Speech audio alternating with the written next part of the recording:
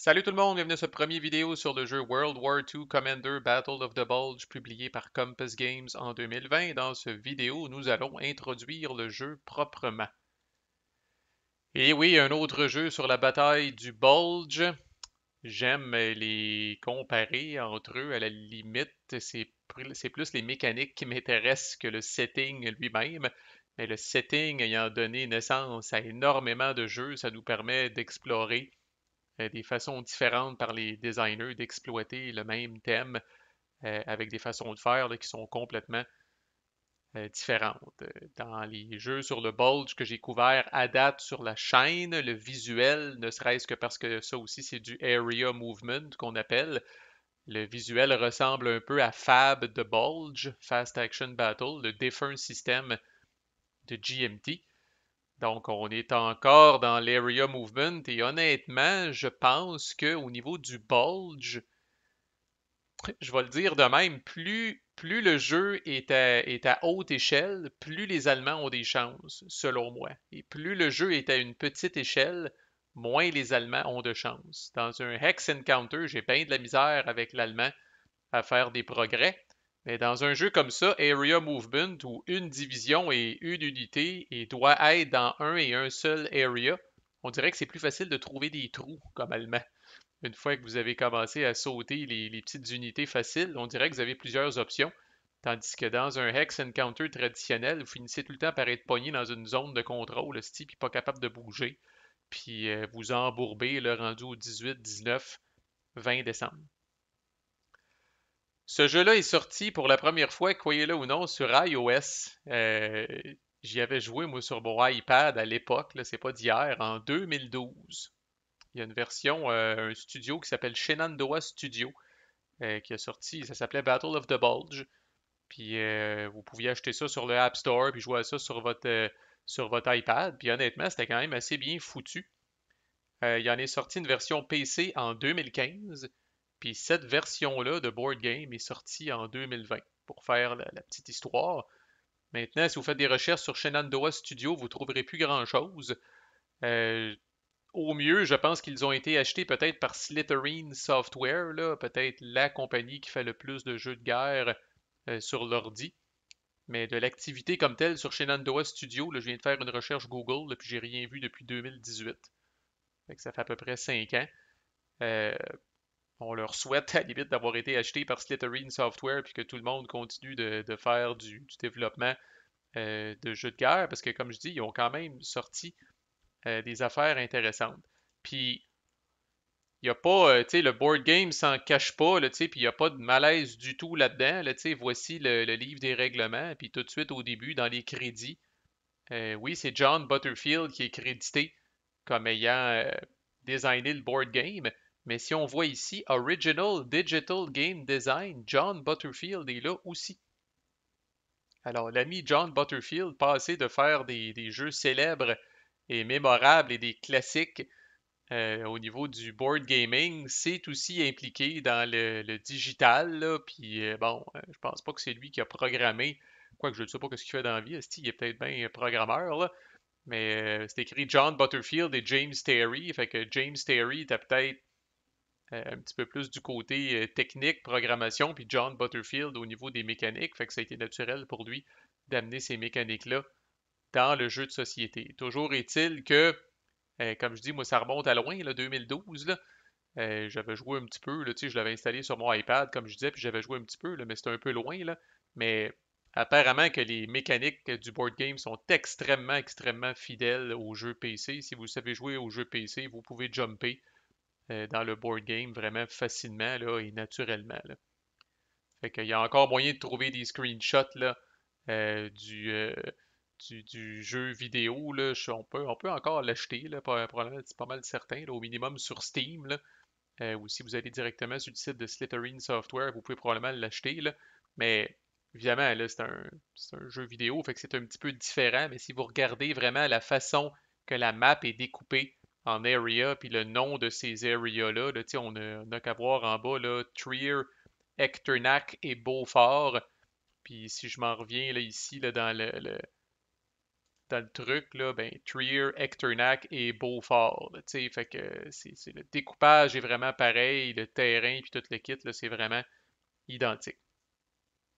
Puis ça vous a peut-être pas échappé, mais c'est écrit ici sur le cover de la boîte, là, World War II Commander Volume 1. Ça aussi, on aime ça.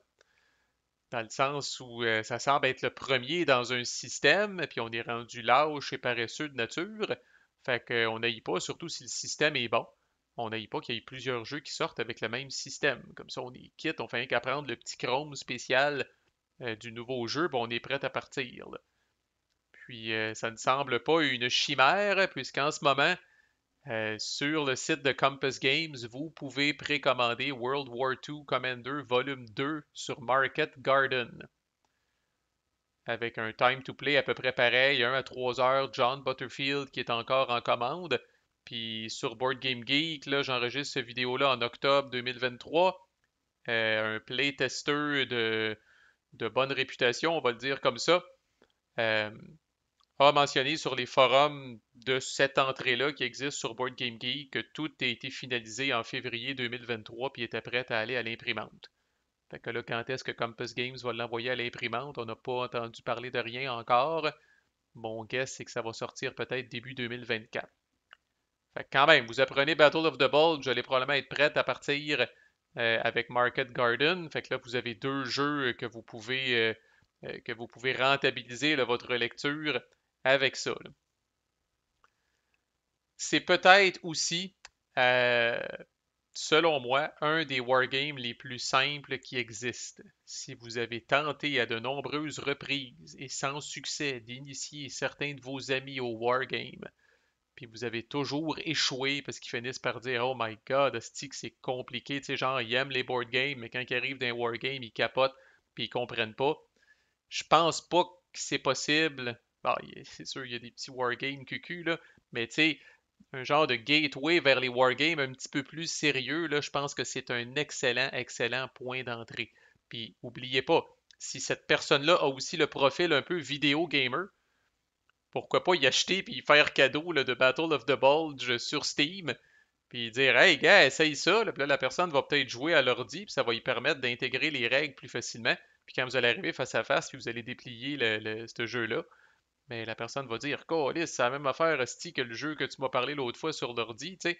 Fait que ça peut être une façon aussi d'attirer subtilement certains de vos potes gamers dans le bel univers du wargame. C'est quand même très très simple, on va le voir dans la playlist. Parlant de playlist, je ferai pas un teach complet de ça, comme je disais, c'est très simple, mais vous allez voir, là, je vais peut-être replayer les deux premières journées de la campagne. Là. Je suis dans une game de play by email présentement, puis on achève le 17 décembre.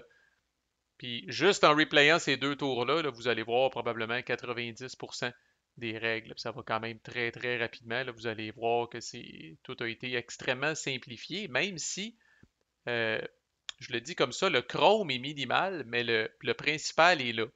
Fait que vous avez des petites attaques surprises le 16 décembre. Vous avez les fameux problèmes d'approvisionnement en essence des Allemands qui est modélisé aussi, là, ainsi que l'indécent avantage aérien des Alliés qui est aussi modélisé, là, vraiment le 23 décembre.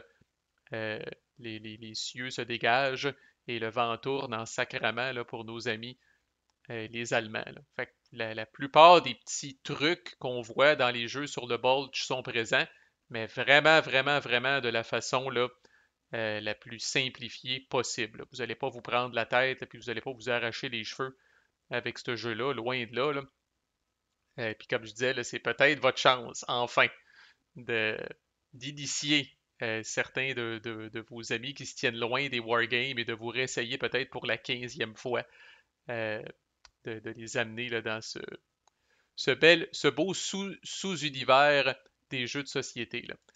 Fait que c'est parti sous forme de revue d'un playthrough. Je vais vous montrer des règles ici et là. Je vais en profiter pour vous faire ma critique au fur et à mesure que j'avance. Qu'est-ce que j'ai aimé, qu'est-ce que j'ai moins aimé de ça. Puis après ça, vous devriez avoir une méchante bonne idée si c'est un système dans lequel vous voulez vous tremper l'orteil, juste à temps pour la sortie du volume 2 que je prévois être pour le début 2024. Pourquoi pas? Les jeux sont quand même abordables aussi, ce qui n'est pas toujours le cas chez Compass Games, mais je pense que justement, ces jeux-là, étant donné le standing de John Butterfield, que dès que vous mettez son nom sur une boîte, en partant, vous vendez 1000 copies sans même rien faire, et étant donné la popularité des sujets, la bataille du Bulge puis Market Garden, probablement les deux batailles qui ont été les plus reprises là, en termes de wargame, là. Puis en raison de la simplicité puis de l'accessibilité aussi, c'est probablement un jeu que Compass est capable de vendre moins cher parce qu'ils en impriment plus, parce qu'ils savent qu'ils vont écouler les stocks. Fait que restez des nôtres, comme on dit, puis manquez pas la suite de la playlist sur World War II Commander Battle of the Bulge. À plus!